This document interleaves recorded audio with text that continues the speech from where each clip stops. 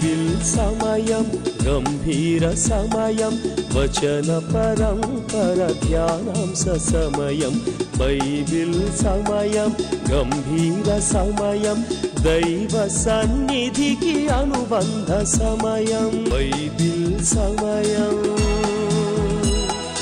Bible సమయం Bible సమయం Bible సమయం. ఈరోజు ఈ కార్యక్రమాన్ని నిర్వహించడానికి సహాయపడిన ప్రియులకు యేసు అనుచరులందరము కలిసి హృదయపూర్వక వందనాలు చెల్లిస్తున్నాం. అమ్మా బాబు, మేము మీకు ఏమీ ఇవ్వలేము. మా పక్షంగా దేవుడే మిమ్మలను మీ కుటుంబాలను నిండారుగా దీవించు.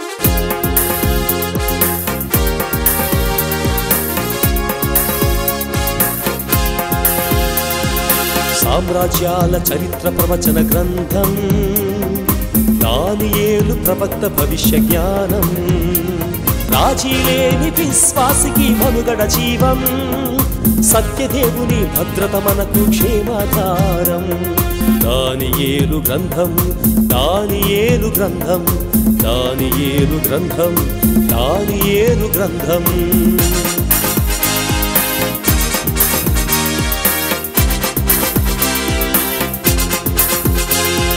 దైవజనుని అంతమే రాజాజ్ఞసారం సింహాల బోనులో మరణం పద్యం విశ్వపాలక చోక్యంతో మృగాలు సైతం మౌనం విజయుడైరా దానియేలు యథావిధి జీవనం దానియేలు గ్రంథం దానియేలు గ్రంథం.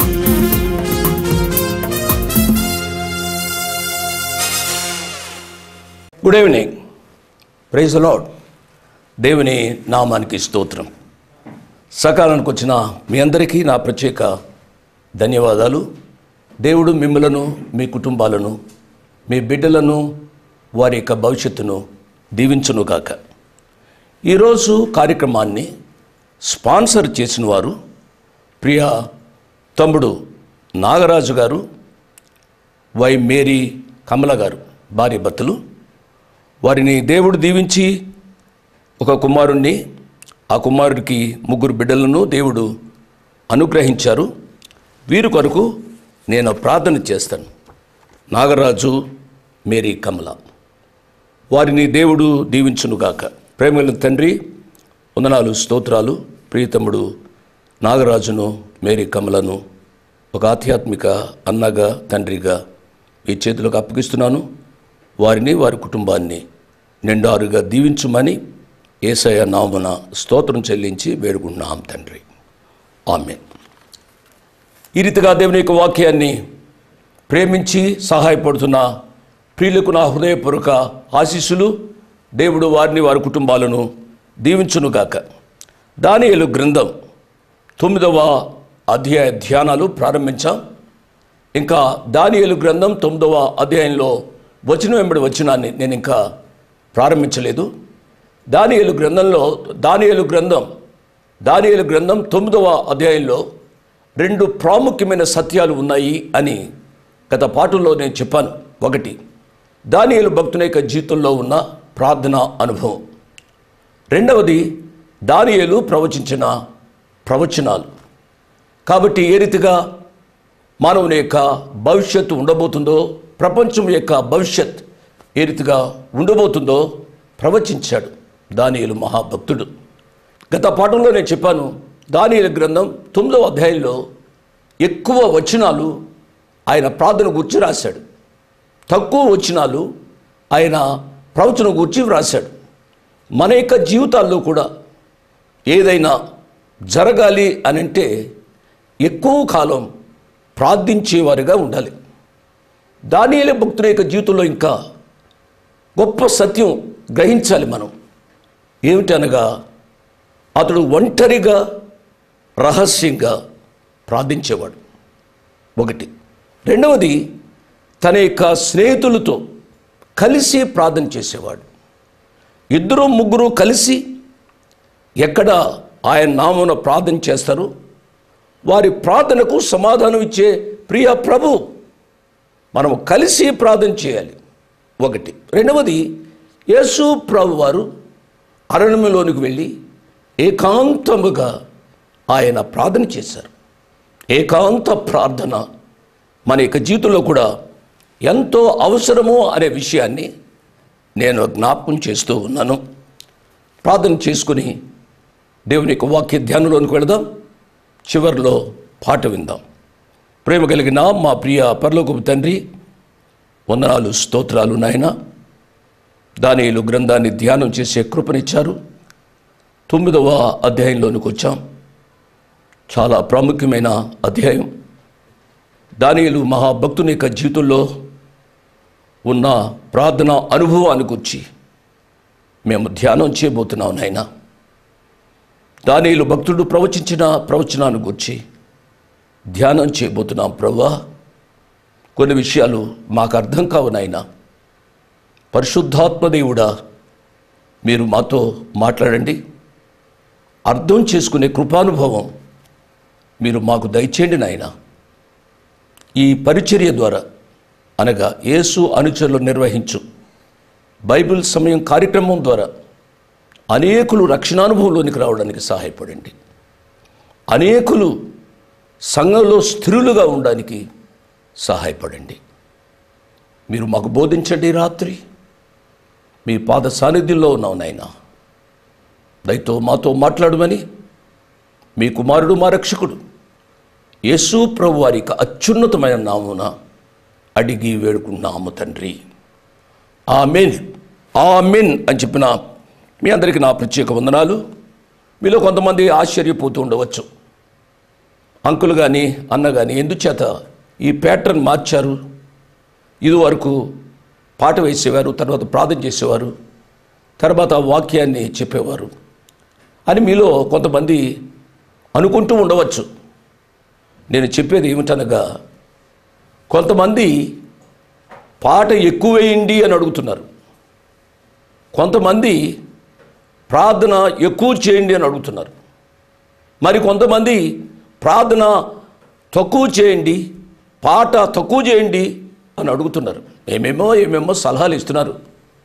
ఒక ఆయన నాతో మాట్లాడి ఈ విషయాలు చెబుతుంటే, ఎప్పుడైనా ఈ ప్రోగ్రామ్కి నువ్వు సహాయపడ్డావా అని అడిగాను. అడిగిన వెంటనే ఫోన్ పెట్టేశాడు. ఈ కార్యక్రమ భారం లేని వారు ఇటువంటి ఉచితమైన సలహాలు ఇస్తూ ఉంటారు. సలహా ఉచితము అని అప్పుడప్పుడు బోర్డులు ఉంటాయి. ఉచితమైన సలహాలు ఇచ్చేదానికంటే ఈ కార్యక్రమం నిర్విఘ్నంగా సాగేటట్టుగా ప్రార్థించుమని ప్రభు పేరిట నేను మనవి చేస్తున్నాను. మీరు ఇవ్వకపోయినా పర్వాలే, మీరు సహాయం చేయకపోయినా పర్వాలే. దేవునికి చిత్తం ఎంతవరకు ఉంటుందో అంతవరకు బోధిస్తాను. ఇది నా చిత్తం కాదని ఆ ప్రభు అనుకుంటే నేను ఆ క్షణంలోనే ఈ కార్యక్రమాన్ని మానివేస్తాను. దయచేసి నా కొరకు, ఈ కార్యక్రమం కొరకు ప్రార్థించమని మనవి చేస్తున్నాను. దానియేలు భక్తుడు ప్రార్థించాడు. ఆ ప్రార్థించవలసిన విధానంలోని కొన్ని ప్రాముఖ్యమైన మూల సూత్రాలను నేను జ్ఞాపకం చేస్తున్నాను. నెంబర్ 1 ఏమిటి అనగా, ప్రయోజనాన్ని సాధించే ప్రార్థన. దానియేలు ఏ రీతిగా చేశాడు అనేది గత దినంలో నేను చెప్పాను. దానియేలు గ్రంథం 9వ అధ్యాయము 3వ వచనాన్ని చదివాను. నేను గోనె పట్ట కట్టుకుని ధూళి తలపైన వేసుకుని ఉపవాసం ఉండి ప్రార్థన విజ్ఞాపనలు చేటుకై ప్రభువగు దేవుని ఎదుట నా మనస్సును నిబ్బరం చేసుకుంటేనే. నెంబర్ 1. నెంబర్ 2, వేదనతోనూ భారంతోనూ ఆయన ప్రార్థించాడు. తల మీద బూడిదను పోసుకొని గోనె పట్ట కట్టుకొని ఉపవాసం ఉండి దానియేలు ప్రార్థించాడు. ఒక విషయాన్ని చెప్తున్నాను, అందరూ చూడాలని దానియేలు ఆ రీతిగా ప్రార్థించలేదు ప్రియులరా. తన స్వజనులను గూర్చి, తన దేశాన్ని గూర్చి, తనకున్న భారాన్ని ప్రభు యొక్క సాన్నిధ్యంలో వ్యక్తపరిచాడు. నెంబర్ 2. నెంబర్ 3, సంపూర్ణమైన యథార్థత, కపటము లేని ప్రార్థన, సూటి అయిన ప్రార్థన తను దేవుని యొక్క సాన్నిధ్యంలో చేశాడు. తను పాపినని దేవుని ఎదుట ఒప్పుకున్నాడు. వ్యర్థమైన మాటలు అతడు వచింపలేదు. ఈ దినాల్లో మన ప్రార్థనలో ఎన్ని వ్యర్థమైన మాటలు ఉంటాయో ఆలోచించమని ప్రభు పేరిట నేను జ్ఞాపకం చేస్తూ ఉన్నాను. 4వ పాయింట్, శక్తితో ఆయన ప్రార్థించాడు. శక్తి లేని ప్రార్థన నష్టాన్ని కలిగిస్తుంది. ఒక విషయాన్ని గమనించండి, మనం ధ్యానం చేస్తాం. దానియేలు ఇంకా ప్రార్థన చేస్తూ ఉండగానే అతనికి జవాబు వచ్చేసింది. గబ్రియేలు దూత వచ్చాడు. దానియేలు ప్రార్థనకు జవాబును పొందాడు. నెంబర్ 4. నెంబర్ 5, ఒంటరిగా రహస్యంగా ఆయన ప్రార్థించాడు. దానియేలు భక్తుడు చేసిన ప్రార్థన మనం చదువుతూ టైం దగ్గర పెట్టుకుంటే 3 నిమిషాల ప్రార్థన. అది 3 నిమిషాల ప్రార్థనకు ఎంత క్విక్గా జవాబు వచ్చిందో మనము ఆలోచించాలి. మనం 30 నిమిషాలు కానీ 3 గంటలు కానీ ప్రార్థన చేసినా మన ప్రార్థనకు జవాబు వస్తుందా? ఎందుకు రావడంలే? మన ప్రార్థనలో కూడా శక్తి లేకపోవడానికి ఒక బలమైన కారణం ఏమిటనగా, అప్పుడప్పుడు నాకు ఫోన్ చేసి ప్రార్థించండి అంటారు. ఏమని ప్రార్థన చేయమంటారో తెలుసా?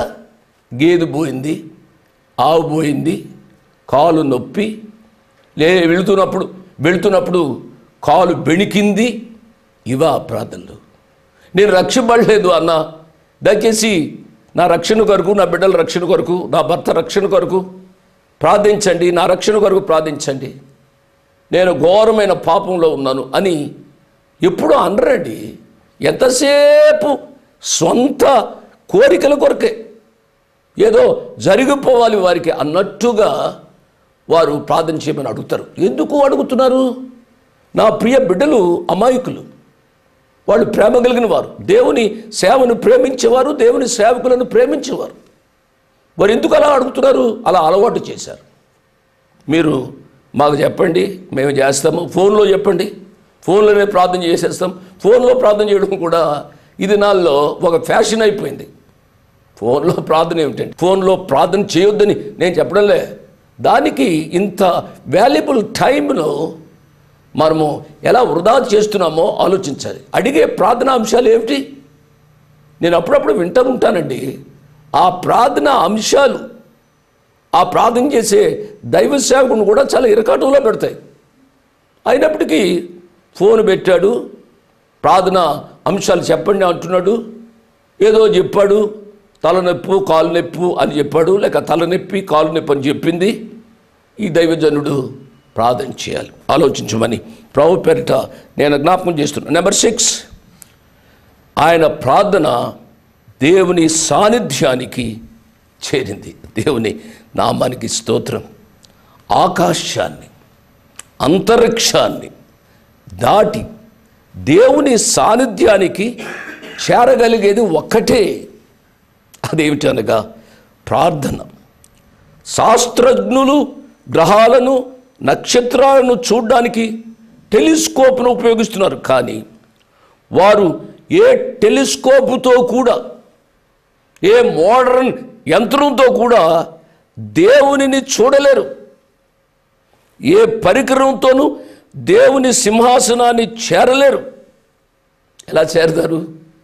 ఒక వ్యక్తి మోకరించి విశ్వాసముతో ప్రార్థిస్తే ఆ ప్రార్థన ఆకాశ మేఘ మండలాలను ఛేదించుకొని దేవుని సింహాసనం వద్దకు చేరుతుంది.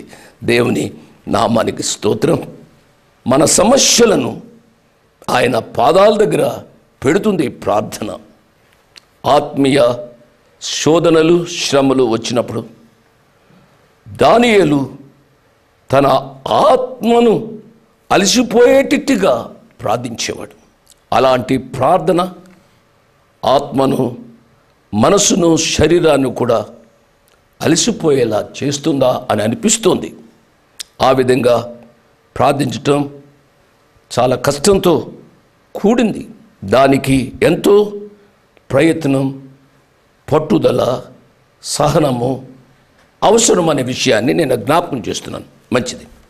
ఈ 6 విషయాలు మీరు గుర్తుపెట్టుకోండి. ఇక వచ్చిన ధ్యానంలోకి వస్తున్నాను.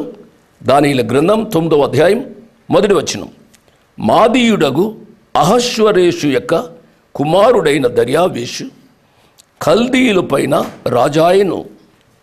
విన్నారు కదా, ఇక్కడ ముఖ్యమైన కొన్ని ప్రశ్నలు ఉన్నాయి, 2 ప్రశ్నలు ఉన్నాయి.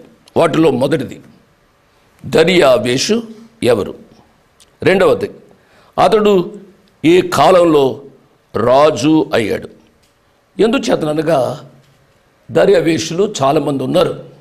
ఇక్కడ స్పెసిఫిక్గా రాయబడింది ఏమిటి అనగా, మాదీయుడు అయిన దర్యావేషు. దర్యావేషు అనేది ఒక బిరుదై ఉండి ఉండవచ్చు.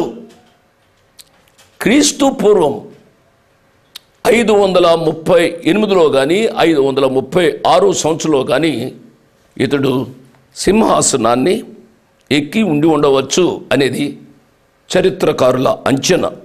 2వ వచనం, అతని ఏలుబడిలో మొదటి సంవత్సరమందు దానియేలును నేను యెహోవా తన ప్రవక్తయగు ఇర్మియాకు సెలవిచ్చి తెలియజేసినట్టు యెరూషలేము పాడుగా ఉండవలసిన 70 సంవత్సరములు సంపూర్తి అవుచున్నవని గ్రంథముల వలన గ్రహించి తిని.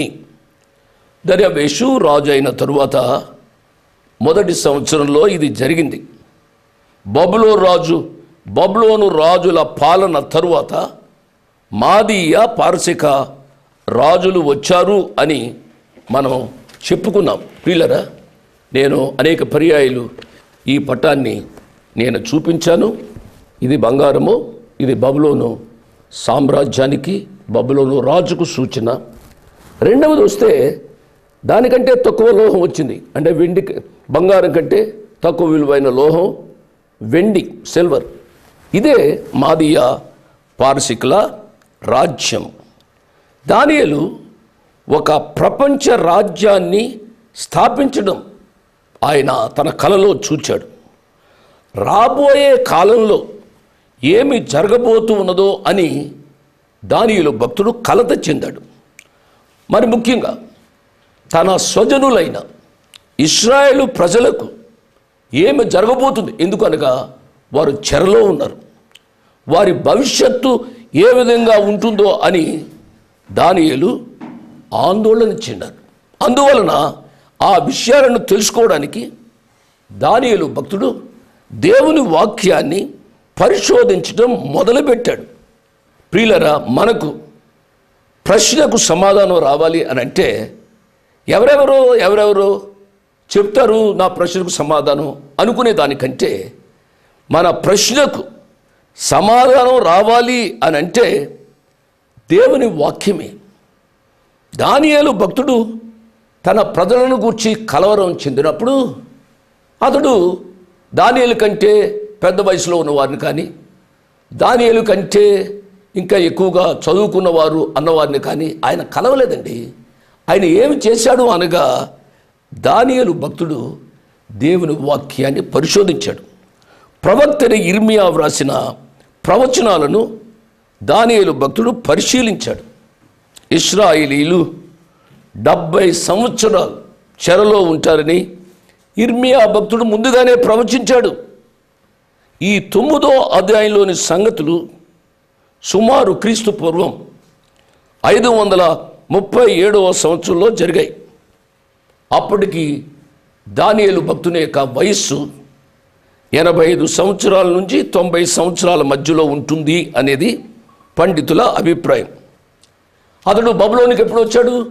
17 సంవత్సరాల వయసులో ఉన్నప్పుడు బబులోనికి వచ్చాడు. ఆయన చెరబట్టి బబులోనికి వచ్చాడు. దీని అర్థం చెప్తున్నాను. క్రీస్తు పూర్వం 606 నుంచి 537 సంవత్సరం వరకు లెక్క చూస్తే ఇర్మియా ప్రవచించిన 70 సంవత్సరాల చెరకాలం పూర్తి కావస్తుంది. అంటే ఇశ్రాయేలీలు తమ దేశానికి తిరిగి వెళ్ళడానికి అనుమతి లభించే సమయం సమీపించింది అని దానియేలు భక్తుడు తలుస్తూ ఉన్నాడు. తన స్వజనులను గూర్చిన చింత దానియేలును కలవరపరిచింది.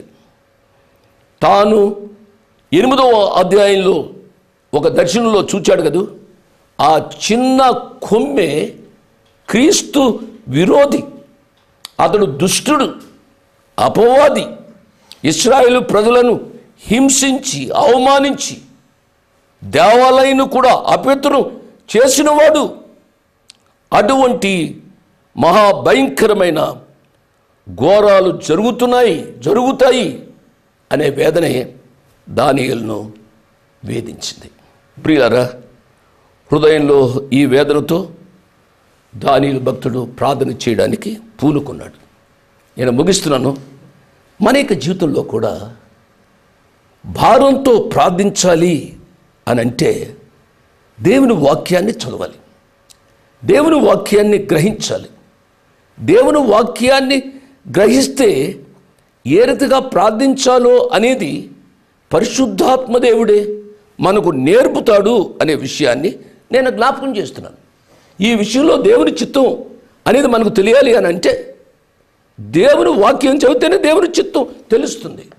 కాబట్టి ఈ రాత్రి నేను మిమ్మల్ని ప్రోత్సహించేది ఏమిటి అనగా, ప్రతిరోజు సమయం ఉన్నప్పుడల్లా దేవుని వాక్యాన్ని చదవమని చెప్పి నేను మనవి చేస్తున్నాను. ఇంకేదైనా సమయం ఉంటే ఒక పాట విందాం. అది పెద్దగా వేయలేదు అనుకోవద్దు. కాబట్టి వాక్యం ముఖ్యం. కాబట్టి ఎంత చెప్పినా తరగని వాక్యం. ఈ వాక్యాన్ని గ్రహించి ఆయన సాన్నిధ్యంలో ప్రార్థనాపరులుగా జీవించినట్లు ఆయన కృప కొరకు ప్రార్థించమని మనవి చేస్తూ ముగిస్తున్నాను. దేవుడు మిమ్మల్ని నిండారుగా దీవించునుగాక. ఆమేన్. తడిమి చూస్తే ఏశావు, స్వరము వింటే యాకోబు. నిన్ను తడిమి చూస్తే అన్యుడవు, నీ స్వరము వింటే క్రైస్తవుండవు. వేషధారి ఓ వేషధారి, నీ బ్రతుకంతా మార్చుకోవా. వేషధారి ఓ వేషధారి, నీ బ్రతుకంతా మార్చుకోవా. తడిమి చూస్తే ఏశావు, స్వరము వింటే యాకోబు. నిన్ను తడిమి చూస్తే అన్యుడవు, నీ స్వరము వింటే క్రైస్తవుండవు.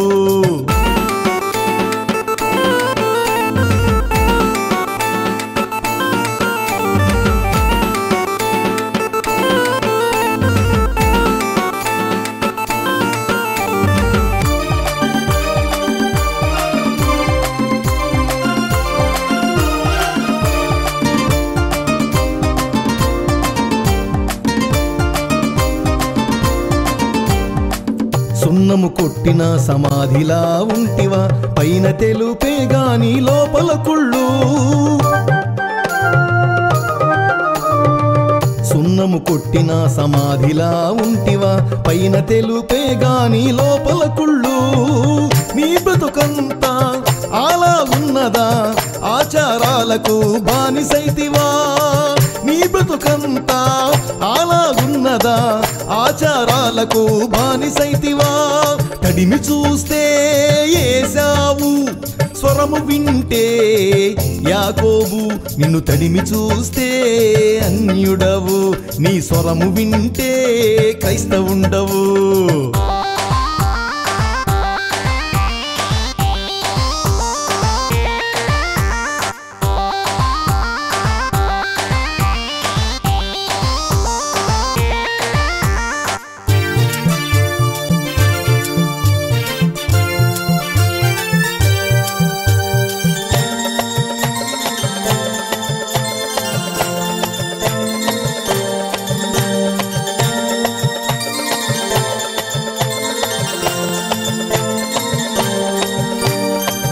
ఏపుగా ఉన్నది అంజూరపు చెట్టు, పైకి పచ్చదనమే దాని ఫలము శూన్యము.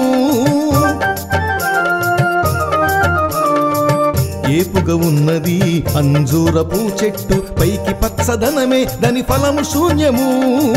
నీవు కూడా అలాగుంటివా, ఆత్మ ఫలములు కాయకుంటివా. నీవు కూడా అలాగుంటివా, ఆత్మ ఫలములు కాయకుంటివా. తడిమి చూస్తే ఏశావు, స్వరము వింటే యాకోబు, నిన్ను తడిమి చూస్తే అన్యుడవు, నీ స్వరము వింటే క్రైస్తవుండవు.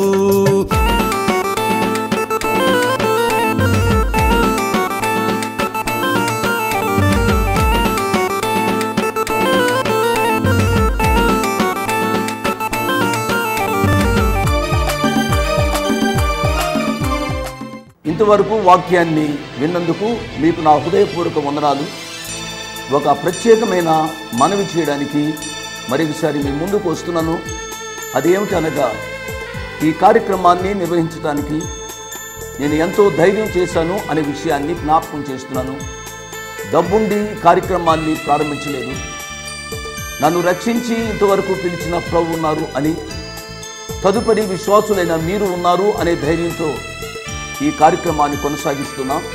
కాబట్టి ఈ కార్యక్రమానికి అయ్యే ఖర్చులో కొంత భాగమైన మీరు భరించాలని మనవి చేస్తున్నాను. ఒకరోజు కార్యక్రమానికి ఎంత ఖర్చు అవుతుందో ఆ విషయాలు మీరు తెలుసుకోవాలంటే దయతో నాకు ఫోన్ చేసి కానీ, ఆఫీసుకు ఉత్తరం రాసి కానీ తెలుసుకుని సహాయపడమని ఒక తండ్రిగా, దైవదాసునిగా, అంకులుగా మీకు మనవి చేస్తున్నాను. అడ్రస్ 1-1 మరలా 214/2 1-1-214/2 flat numbers 505 and 506. Flat numbers 505 and 506. Prithvi apartments extension, Prithvi apartments extension, Vivek Nagar, Chikkadpally, Hyderabad 20. దేవుడు మిమ్మల్ని నిండారుగా దీవించునుగాక. ఆమేన్.